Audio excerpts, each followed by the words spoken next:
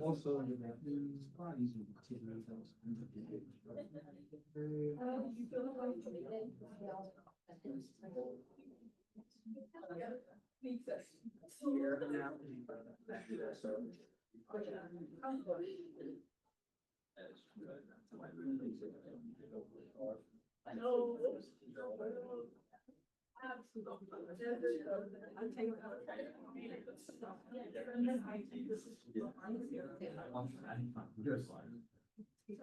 what channel?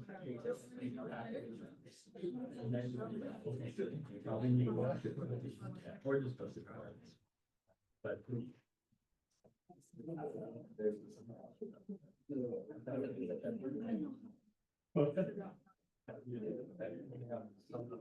We can spread it out.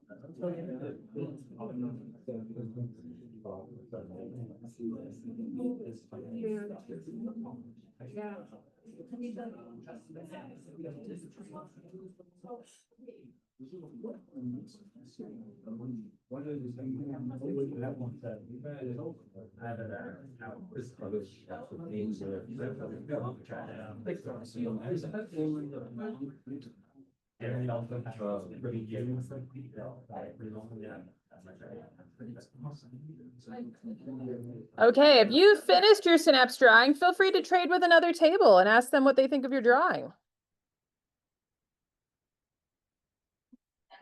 Okay, if you're still working, then still work.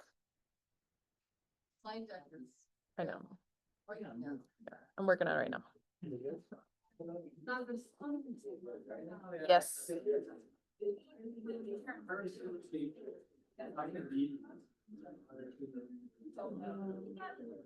Yes, why?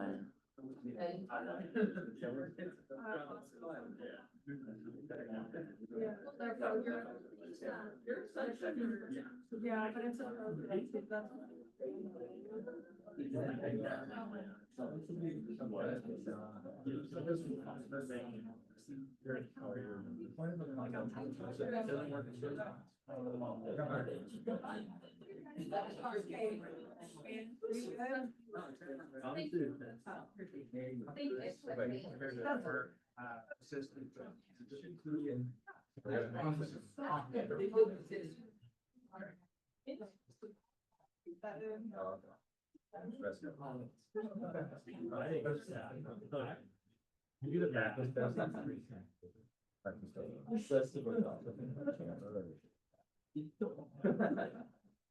Yeah.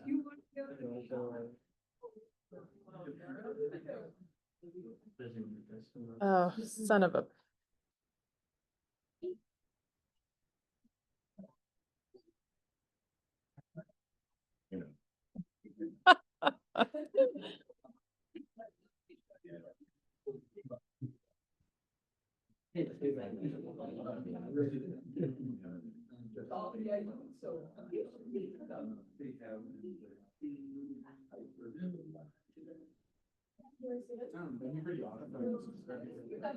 Just do it.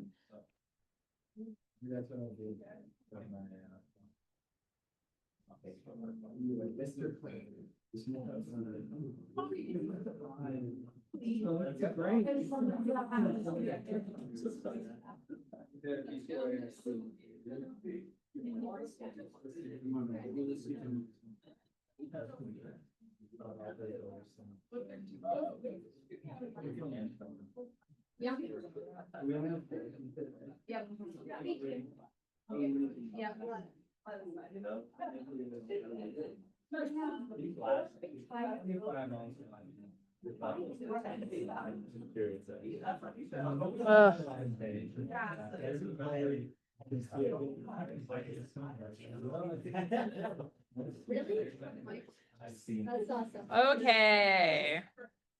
So hopefully everyone's had a chance to draw their dopaminergic synapse. Focus on, okay, so as we talk about dopaminergic synapse, where are D1 and D2-like receptors found?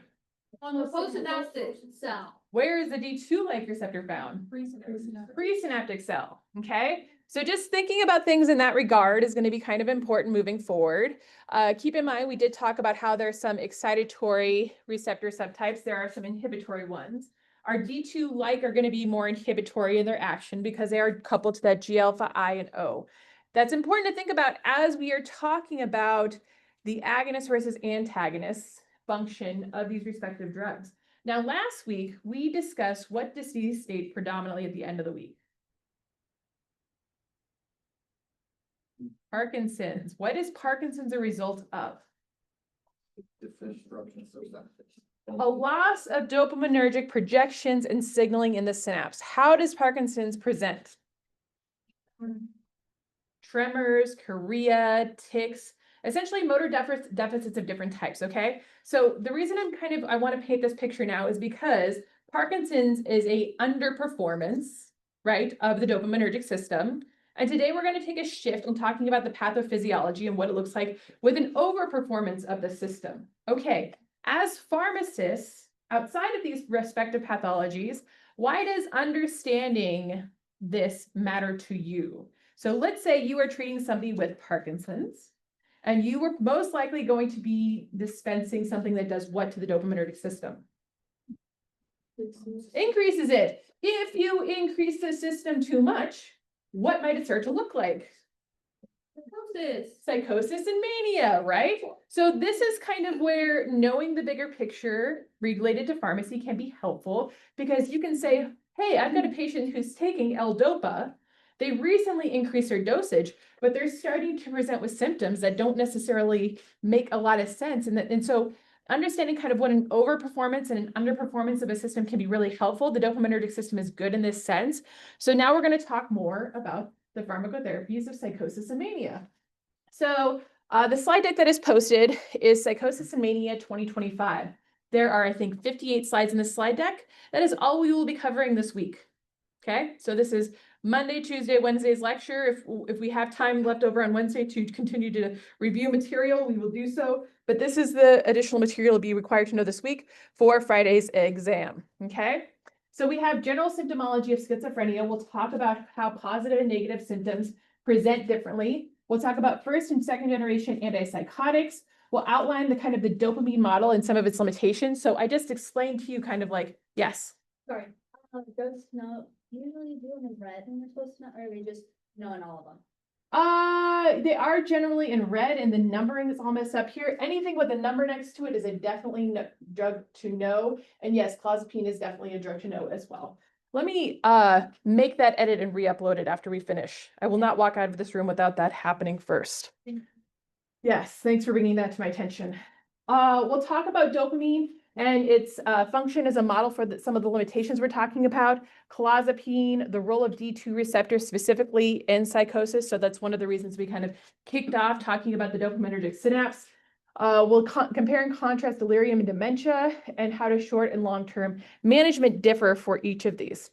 Okay, so this is, I think, just kind of a nice introduction as to what psychosis disorder is and how we characterize it. It's a symptom of a mental illness characterized by a distorted or non-existent sense of reality. Keep in mind, there can be several different etiologies, okay? And when we say etiology, we're obviously talking about kind of underlying reasons for this presentation of symptomology to occur. So common psychotic disorders could be mood disorders, substance-induced psychosis, dementia, delirium, a brief psychotic disorder, delusional disorder, schizoaffective disorder. And the last one down here is which we're going to kind of talk about a lot today, which is schizophrenia. So again, psychosis is just, we'll say, a symptom of a lot of different etiologies, but we'll focus on primarily like the dopaminergic based etiologies now and kind of in the coming weeks. So in terms of prevalence of schizophrenia, there's roughly a 1% of prevalence worldwide in terms of epidemiology. It is kind of the most prototypical disorder to understand the phrenology of psychosis and the impact of antipsychotic treatments.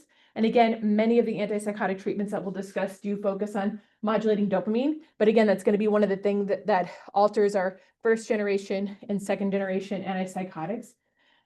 Usually, again, outside of kind of what does psychosis really look like? Usually it's a presentation of symptoms that might include hallucinations, delusions, disorganized speech, disorganized or agitated behavior. Again, kind of going back to that concept of this disorientation and non-basis in reality.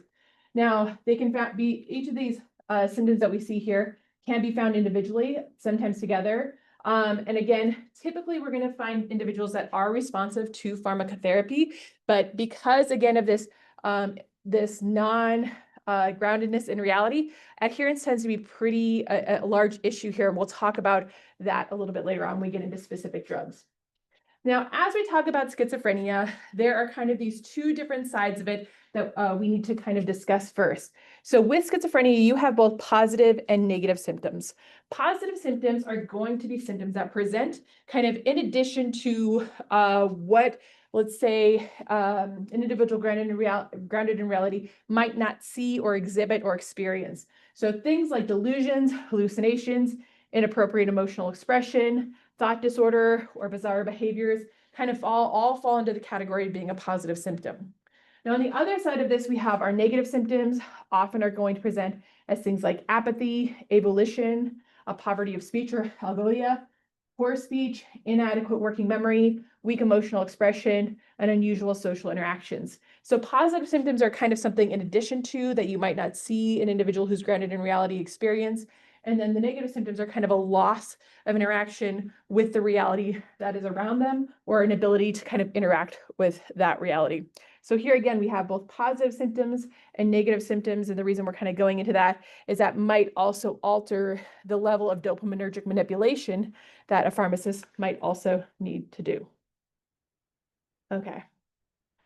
Now, the dopaminergic hypothesis was first kind of brought forth by Fred Carlson that deduced that postsynaptic dopaminergic receptor antagonism was the common mechanism for lorazepams, as well as haloperidol. Again, these drugs were utilized way back in the day, but were found to be effective for the treatment of psychosis.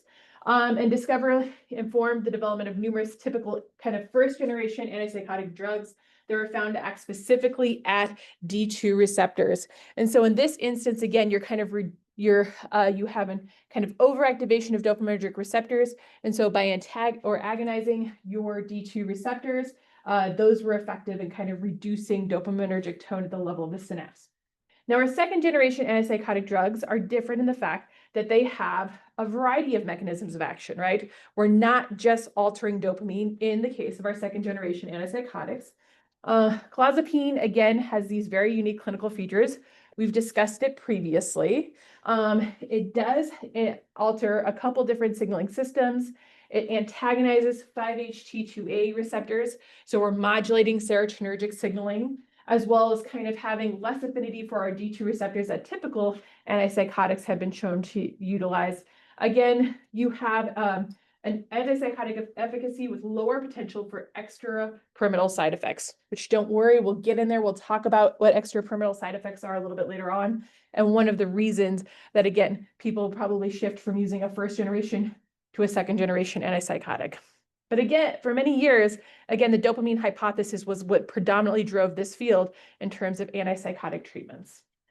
So the dopamine model does have some limitations that can't be explained. For example, the psychomimetic effects of LSD, the effect that many, so when we're thinking about how receptors or the bindings of drugs to receptors create a specific type of cognitive presentation, right?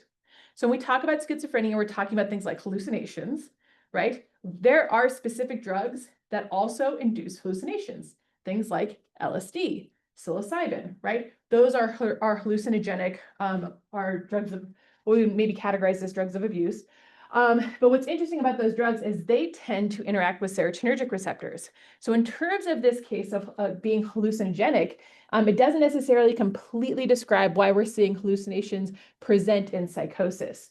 So we also have seen like phenylcyclidine and ketamine antagonists for the NMDA receptor also having hallucinogenic properties, but they also act indirectly to stimulate dopamine availability. And so as much as we might not see direct action at specific receptor subtypes, we might still see effects at the dopaminergic signaling system. Yeah. I know that we have a high expression of serotonin 3 receptors in the eyes. Yeah. And So when we treat with antagonists, do we see side effects related to vision? So, yeah, so you will see possible visual deficits or side effects presenting just depending on like concentration and dosages of those respective things. And keep in mind, often with like ocular drugs, you're directly treating with things like eye drops, but if it has a high enough circulating concentration and it's in your vasculature, there's no way it's not also hitting those receptors in the eye. So yes, those are common side effects seen with serotonergic drugs. And serotonin receptors, kind of like dopamine receptors, we think of them as, or as a neuroscientist, I'm always most interested as like how they're expressed and affecting, let's say, cognitive function. But you're right, the ocular area, someplace we'll see serotonin receptors. The heart is someplace we see dopamine receptors. We actually also have a ton of serotonin receptors in our gut as well. That's where serotonin was first characterized. So as much as I think solely about the CNS system, all of these other receptor expression areas is why and how we have those side effects that present. We're trying to treat cognitive shifts. Okay, so kind of again talking about limitations to the dopamine model. Pimavanserin is again one of the only non-dopaminergic antipsychotic treatments. This is an inverse agonist for the 5-HT2A and is often used for Parkinson's disease psychosis. Okay, so these 2 points here are two kind of, we'll say, unique factors to this specific drug. I would take note of that because often if I ask about this specific disease state, this is like one of the only times we'll talk about Parkinson's disease related psychosis and how this potent 5-HT inverse agonist. Why would you want to treat serotonin or antagonize serotonin over dopamine for this particular patient that's exhibiting Parkinson's disease psychosis? Right. Yeah, so inherently you're probably trying to like crank up dopaminergic signaling, right? Because you have these motor deficits related to Parkinson's disease. So it wouldn't make sense to treat with L-DOPA and antagonize your dopamine receptors, right? Like you're working kind of against yourself in that instance. So in this case, using an inverse agonist of 5-HT2A, you're hitting a separate system, but you're still seeing some efficacy in terms of its antipsychotic effects. So again, this is kind of like hopefully tying together a couple different systems that we've been talking about, and we can hopefully very clearly in our mind say, okay, well, this pathophysiology is an upregulation, this one is a downregulation, and this is a very unique instance where you have somebody who has underperforming dopaminergic system, but is still displaying psychosis. So again, you'll want to treat serotonin instead. So let's step back and take another look at our synapse. So if you have your synapse drawing, now would be a good time to kind of check it against what we have here. This is showing you a little bit more of mechanisms of action of additional drug types that we'll go on to discuss. But we can see here antipsychotics that are able to block both D1, D3 receptors. Here we have our D2 receptors. Some antipsychotics will even target the D1 receptor. And a little bit later on this week, we'll actually discuss the use of lithium as well. Yes. So D2 is both presynaptic and postsynaptic, and then 3 is pre and 1 is post. Mm-hmm. Okay. Yes. Yes, this is probably one of the most accurate figures that we'll see related to receptor subtype expression. Notice that you'll also see a couple other receptor subtypes that maybe we haven't discussed, or we have discussed, but we're kind of coming back to revisit in case of those, these are our adrenergic type 2 receptors. And so in the case of, again, treating for antipsychotics, we are predominantly looking at our D2 receptors. They do share common properties with our D3 and D4 receptors. Again, if nothing else with expression pattern, but they're also coupled to G alpha I and O. So they are inhibitory. What they're going to cause, if you, let's say, agonize a D2 receptor, it's going to essentially dampen down the presynaptic release of further dopamine. It acts as a autoreceptor, kind of as a negative feedback circuit. The method by which this happens is through decreased cyclic AMP, a reduction of intracellular cyclic AMP, and a modulation of, again, this beta-arrestin signaling. So agonists at D1 and D5 receptors kind of stimulate these GS pathways. And again, those predominantly tend to be found on the postsynaptic cell. So, again, just kind of thinking a little bit more about the pathophysiology related to this. Not all psychosis is schizophrenia, and the pathophysiology relevant to schizophrenia treatment might not apply to other psychotic disorders. So we'll talk more about other variants of psychotic disorders. We just discussed an example of how we would differentially treat, Parkinson's related psychosis. So dopamine D2 antagonists, the effectiveness for the positive symptoms of psychosis is seen in most psychotic disorders, suggests some type of common etiology related to kind of excessive dopaminergic neurotransmission, and specifically this mesolimbic pathway. So as I said, if you are just trying to paint a very clear picture in your mind, Parkinson's is an underperformance of dopaminergic signaling, and then in the case of psychosis is generally going to be a overabundance of dopaminergic signaling. Now, keep in mind, we should probably also talk about different types of psychosis as well.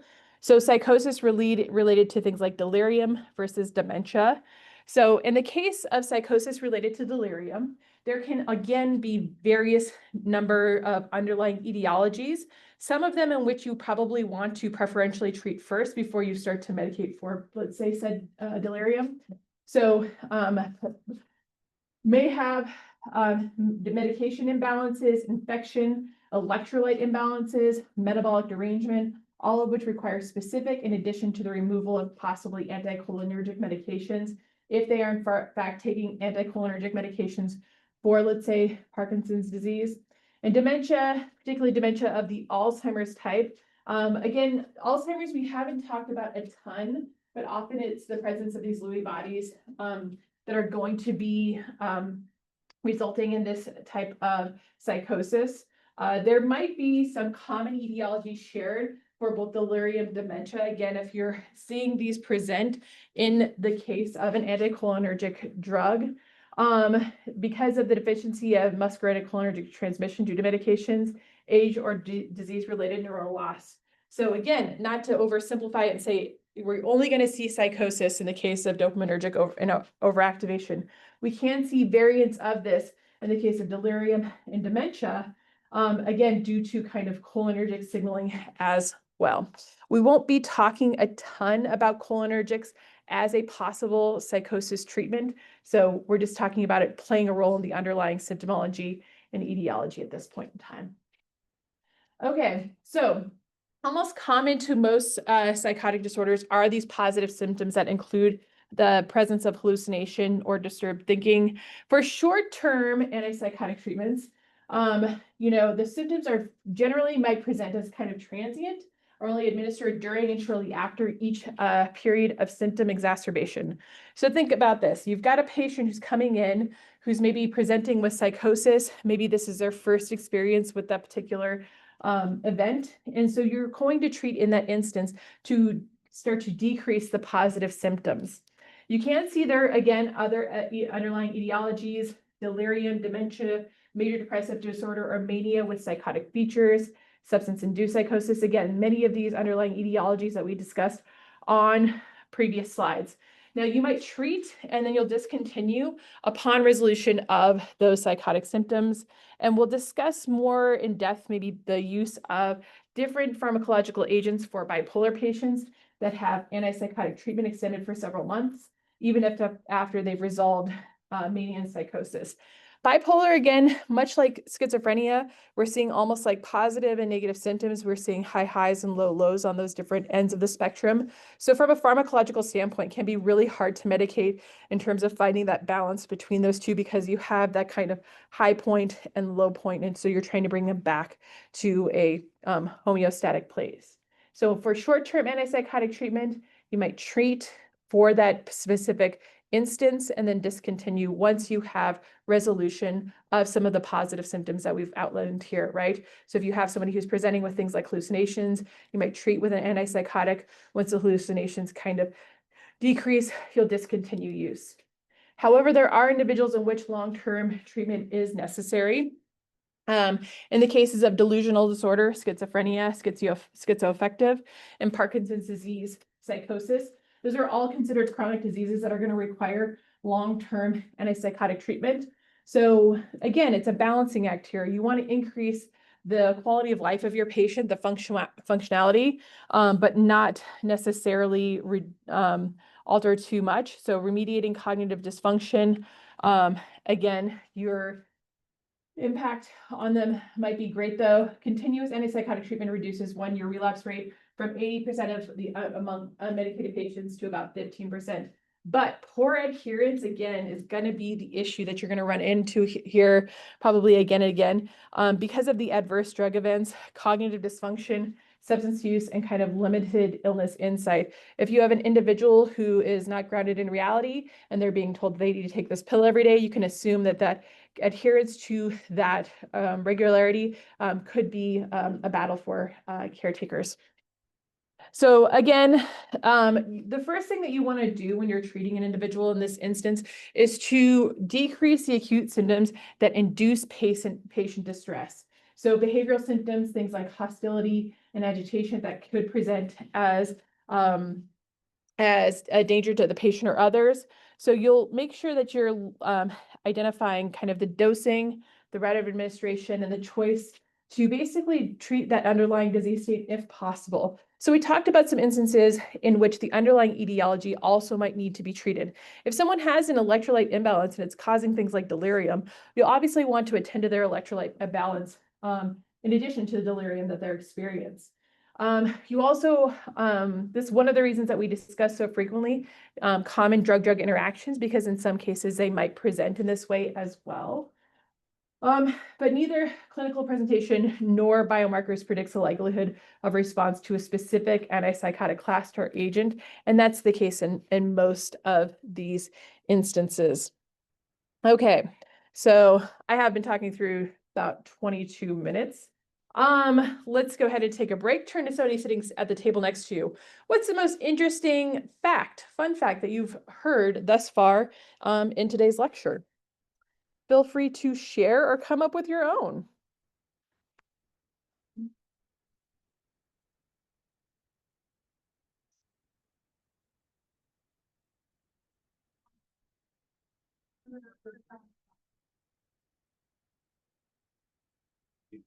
Yeah.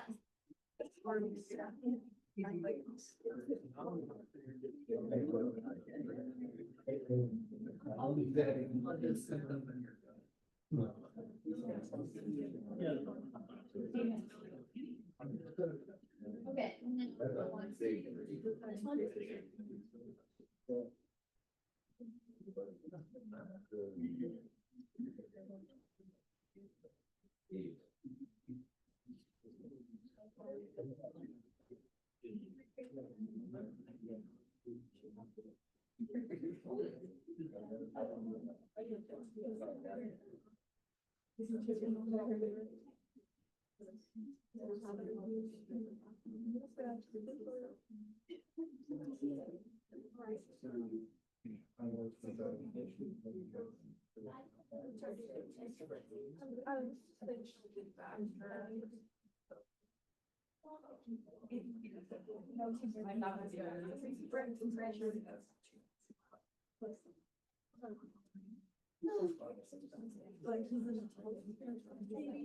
Yes.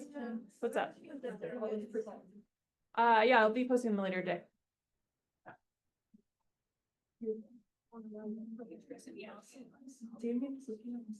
No, it's not being able to start on time stresses me out. Okay, so let's continue our conversation here with our short-term treatment. So again, we're discussing things like delirium, dementia, and Parkinson's disease psychosis. Again, sometimes that's annotated PDP. When we're looking at delirium and dementia, they're generally treated with kind of low medication doses. Although you can, with repeated at frequent intervals, you can get adequate behavioral control. Now, in terms of anticholinergic or antipsychotic drugs, they carry warnings that may increase mortality kind of in that setting.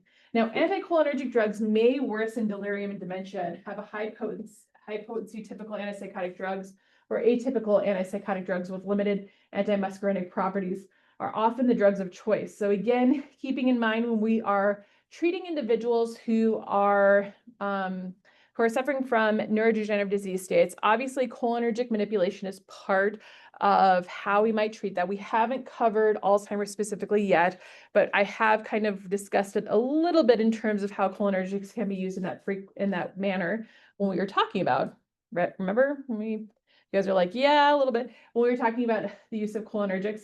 And so again, it's a very kind of delicate balance that have to be hit between treating psychosis and kind of the use of anticholinergics. Yes. So with that, like, I know like a lot of like care facilities use like the antipsychotics. I would say to like control the patients so that way they're not like having to deal with them. What like is that in the long term? Is that like what's the side or like the negative to that? I would say like Yeah, so what would be recommended is the use to, again, you're trying to make your patients as comfortable as possible. So the removal of those distressing symptoms, again, is most intended for increasing patient comfort, not for, we'll say, controlling your patient.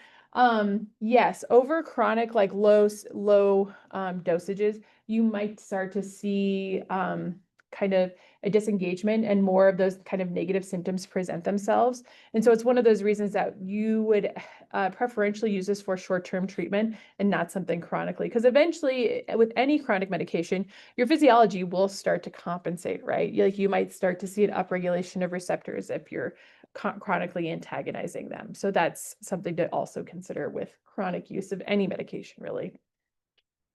As we move forward, and we discuss things like mania, kind of all atypical antipsychotics have indications for acute mania as well. Kind of the clinical response again for mania is kind of this decreased psychomotor agitation and irritability, increased sleep, reduced or absent delusions and hallucinations, and usually occurs within 7 days, but might be as apparent as early as kind of day 2 of the use of a list of possible antipsychotics. Combining with these antipsychotics with a mood stabilizer often improves control of manic symptoms and further reduces kind of that risk of relapse. So in addition to the uses of antipsychotics, another approach that could be used is these mood stabilizers, which we haven't covered yet, but many of those mood stabilizers definitely affect kind of the dopaminergic and serotonergic systems, and that's kind of where we're headed here in the coming weeks. Again, the duration of treatment after the bipolar mania kind of vary. The recommendation of duration can vary depending again on how that particular patient is presenting. But as symptoms permit, a gradual drug taper should be attempted after about 6 months of treatment to lessen the weight gain that often occurs with the combining of a mood stabilizer. So again, mania is something additionally that can be treated with this group of antipsychotics. So some patients with mania might need to continue for many months after the resolution of psychotic and manic symptoms. So we'll talk more about lithium for this particular purpose, as well as valproic acid. For bipolar disorder treatment, we also have a series of drugs that are administered for that. Rapizole as well as olanzapine have been used as monotherapies for bipolar disorder, and risperidone has indications for kind of a maintenance monotherapy, again, with lithium or valproate in patients with bipolar 1. The other pathology that we'll discuss here quickly, again, we'll come back to review this later, but just major depression, again, requires a lower than average dose of antipsychotic drugs, often going to be given in the combination with an antidepressant. Again, not necessarily something that is probably the first therapeutic approach that's used with major depression, but if they are also presenting again with positive symptomology, that might be when this indicated for the use of the set of drugs that we see listed here. Now, primary mechanisms outside of just altering, let's say, dopaminergic signaling would also include kind of 5-HT2C antagonism, which is going to also facilitate other neurotransmitter release sites. But let's kind of come back, I would say full circle back to the pathophysiology we started with, which is going to be schizophrenia. So again, when you are treating schizophrenia, the first thing that you want to do is start to reduce those positive symptomologies, agitation, disorganization, hostile behavior, and improving maybe some of the negative symptoms. So things like those social withdrawals. Now, when we look at the treatment, again, relating both short and long-term treatment, you might need a higher dose for short-term therapeutics to, again, reduce maybe some of the positive symptomology. And atypical antipsychotics are not more effective than typical, but offer kind of a better neurological side effect profile than typical antipsychotic drugs. So when we talk about side effects here, just take note of what are kind of typical kind of class 1 versus class 2. Again, when we look at our second generation, we just have fewer side effects. So again, things like adherence are a little bit higher with those classes of drugs. So keep in mind, again, the mechanism of action here generally is going to be excessive D2 blockade, often the case with high potency kind of typical agents, haloperidol being that one of those typical high potency D2 antagonists, but not only increases risk for neurological effects, so things like muscular rigidity, bradykinesia, and tremor. What do those things sound like?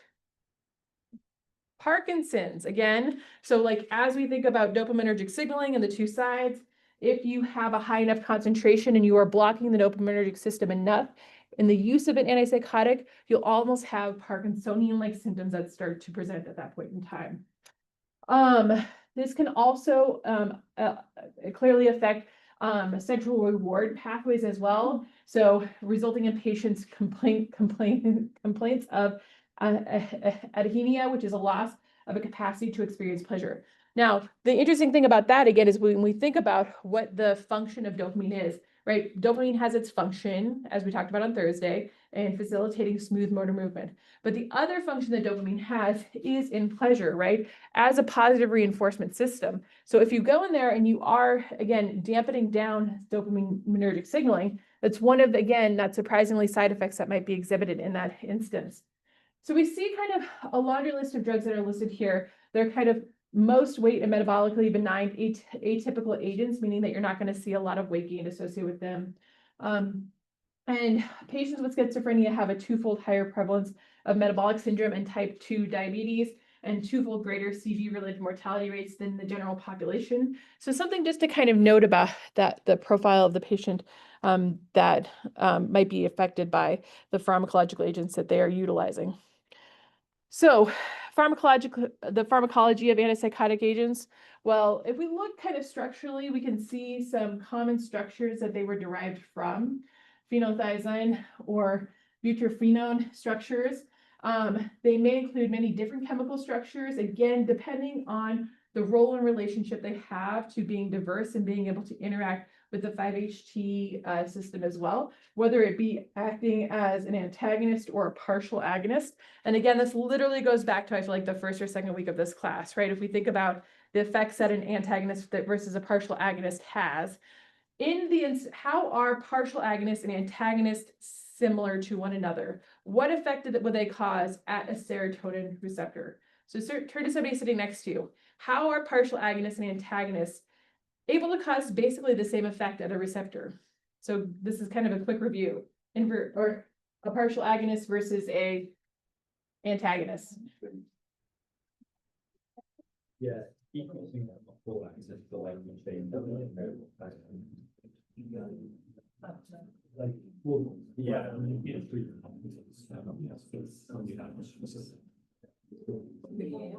like if you just read it in that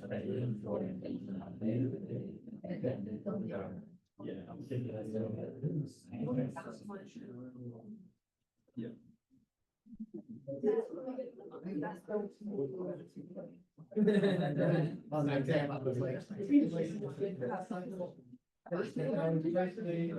Okay, how do they exert the same effect at the level of the receptor? What do they both do?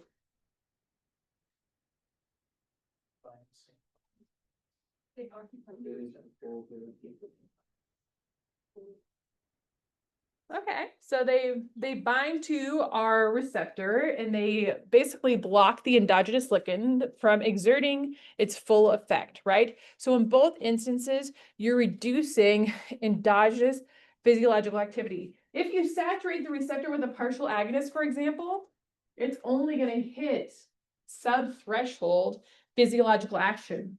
If you are competing with the endogenous ligand, again, you're going to be competing and you're going to be reducing physiological activity. Maybe not to the point of zero, but you are competing with that endogenous ligand enough that you're reducing physiological activity kind of inherently, if that makes sense.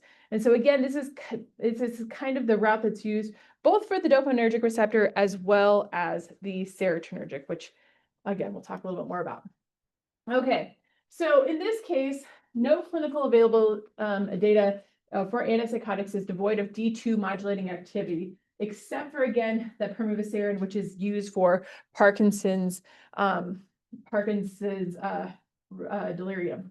Reduction in dopaminergic neurotransmission is partially achieved through two mechanisms. Again, you can have straight up D2 agonism, which are competing with your ligand, or that partial agonism that we see here with aripiprazole, which is going to, again, reduce our inherent endogenous signaling. So here we can see kind of the comparison. Dopamine would be our endogenous ligand in which you're getting kind of maximum physiological response. Here we're getting aripiprazole, which is going to give us sub-threshold partial agonist activity.